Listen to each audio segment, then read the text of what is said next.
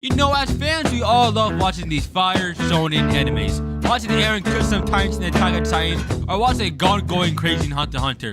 Those are some of the fire moments that makes us mess with anime. And even other genres like Magic Girl and sports animes got them too. Stop the cap. A lot of these genres have some of the best moments anime has to offer. But have y'all ever sat back for a whole night and watched a slice of life anime and thought, damn, how is this main character pulling all these bitches?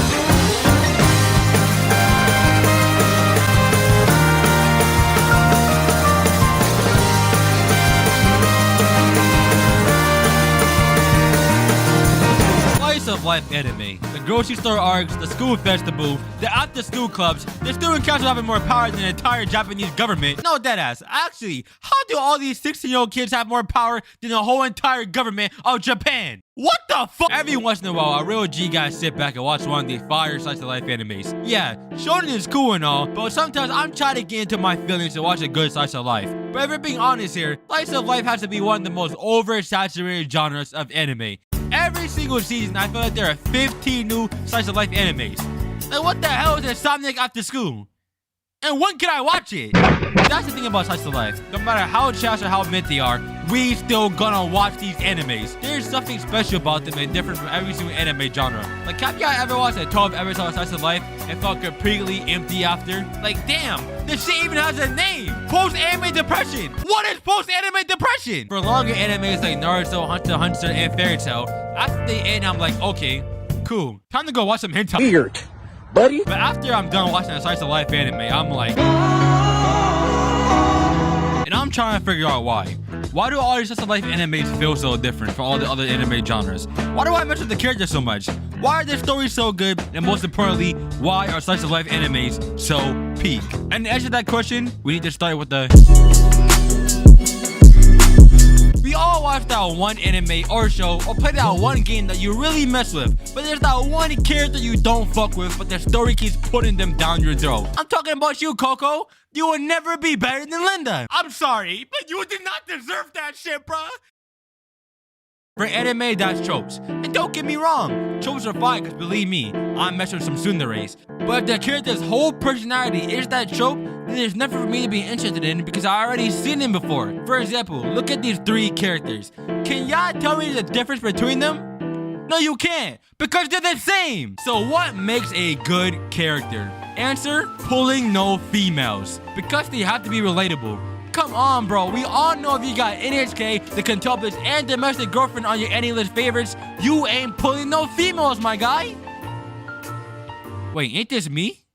A prime example of this is Hachiman from My Team Romantic Comedy. Now, in other animes, we got MCs that can go back in time, respawn after death, or one-shot people with a sword. But my guy Hachiman is just a normal-ass dude like me and you in high school. He ain't a mad popular person or the captain of a sports team or in a club. He's literally just a normal person. And now I hear ya. Why would I want to watch an anime that has just a normal person in it? And the answer is because you can relate and vibe with them. Having these realistic characters interact with these anime tropes and environment makes you more immersed with them. You can have a connection with them because randomly throughout the show, Hachiman will say something that makes you go, damn, I can relate to that. So when they fumble with the main girl or about to kill someone and get interrupted, it's fine because that's your guy, so what's the point of getting mad? Every fire slice of life has to have these characters who you mess with. If you can't vibe and connect with the characters, then when the special moments happen in the story, you're not gonna care. This is exactly why Running Girlfriend is so mid, because we don't care about Kazuha. And this is exactly why Domestic Girlfriend is so peak, because we all care about Hina. And slice of life makes you care more about his characters than any other genre, and that's one of the reasons why I think it's peak,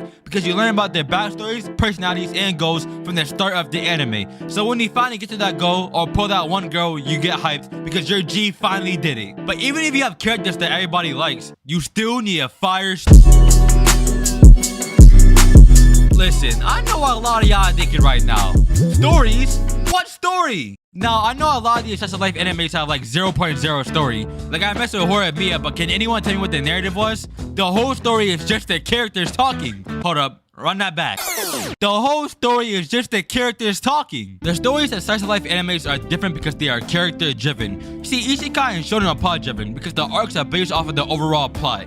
For example, there might be a war arc or recovery arc that leads to fighting the main villain. And that's why we get arcs like the grocery store arcs and the school festival arcs, because those are things that lead to the character growing and changing throughout the story. And I mean, that's what such a life anime is supposed to be doing, right? These shows are meant to be our lives put into animes, and I'm pretty sure our real lives are character driven, unless some of y'all are bots. I knew it was fake.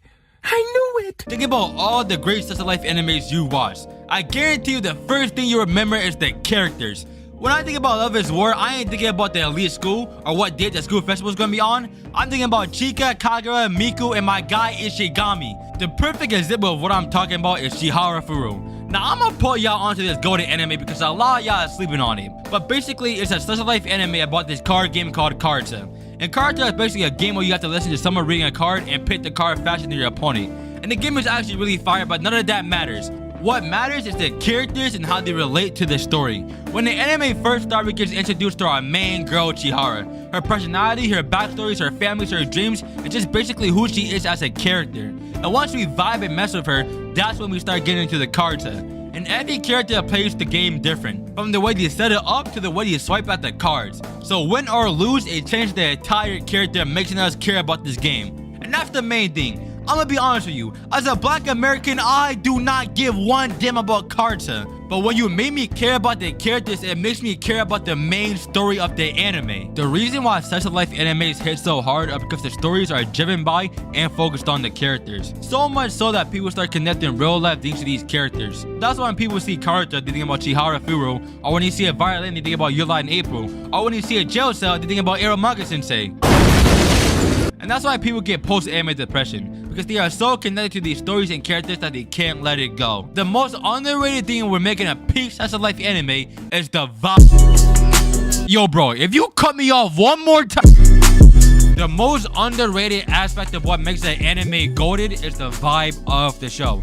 No matter how fire your animation, story, etc. is, if I ain't feeling it, then I'm not watching it. Also, that's low-key why I think old animes are so fire, but that's for another video. Y'all ever had a long day and need something to chill and watch and you just turn on a slice of life anime? I'm telling y'all, if y'all turn on the right slice of life, it can change your entire day. Slice of life animes always have these good vibes to them. That makes me mess with them even more. Now, we all know what an anime moment is. The rage moment, the twist moments, the clothes falling off every single female character moments. Y'all know what I'm talking about. But do me a favor and watch this scene.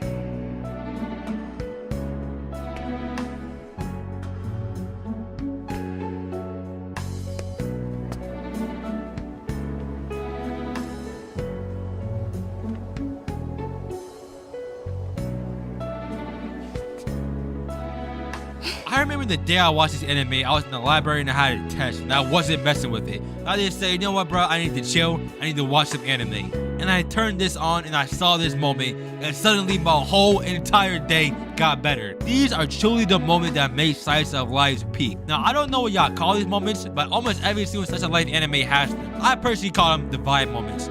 And these 5 moments are the scenes that you can look back to and say, yeah, this is why I fuck with this anime so much. But it's not just these 5 moments. The whole entire show is like this. The coloring, the scenery, the music, the emotions, the way the scenes are drawn is framed in a way that just gives out good vibes. Personally, whenever I finish a slice of life anime, I'm never sad.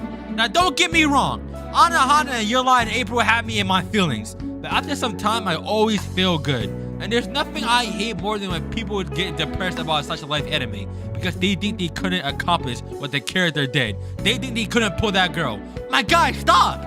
You're missing the entire point of the show. The show isn't trying to put you down or tell you what you can't do. It's trying to inspire you. It's trying to show you different views of life that you could never seen before. And I'm telling you, bro, there is no way you're worse than Sato from NHK. The vibes that slice of life animes are truly one of a kind. They can make you feel good, and they can make you inspired to change and grow as a person. They can give you life lessons to use in the real world. Unless you're watching Aromaga Sensei, then in that case, my guy, you're fucking cooks. So now it's time to answer the question, why are slice of life animes so peak? And the answer is simple. It's literally in the name. It's a slice of everything that makes our lives good, bad, sad, happy, or anything, and puts it in an anime for us to enjoy. There is no way any other genre can touch that because they can't cover real life topics like SLLs do. NHK covers social anxiety, Anohana covers tragedy and what happens if you let the past direct and weigh down your future. And there's so much more slice of life that do this that I can't even name them all. Slice of life can take all the good, bad, depressing, happy, angry moments of your life and put them in an anime form that we can all enjoy. So yeah, even if you hate this genre, even if you think it's mid, you gotta admit, slice of life are special. No other genre can do this. If you're trying to watch hands get thrown, then go watch shonen. If you're trying to get your brain messed up, then go watch psychological horror. But if you're trying to see characters with real emotions, real problems, stories that will change your entire view of your life, then watch some slice of life animes, because they can take a slice of our life that we never knew and turn it into an anime format that we can all vibe to. Now with that being said, with everything you took from this video, I hope you now realize why Domestic Girlfriend is so peak.